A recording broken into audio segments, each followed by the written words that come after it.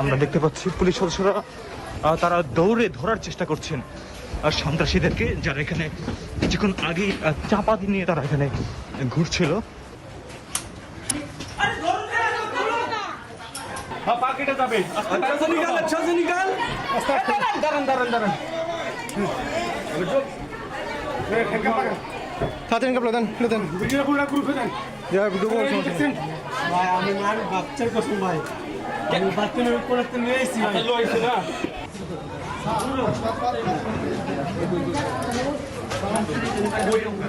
Helmet নিয়ে আছে।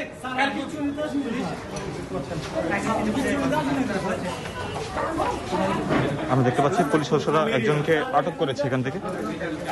আমি এখান থেকে বেরিয়ে আসছি স্যার, আমি কিছু না আসলে এই দুটো চালু রাখেন।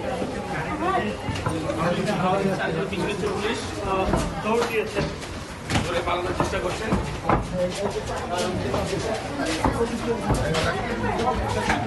একজনকে আটক করতে আমরা দেখেছি পুলিশ সদস্যরা গোয়েন্দা তথ্যের ভিত্তিতে তারা অভিযান পরিচালনা করে এখানে এসেছে।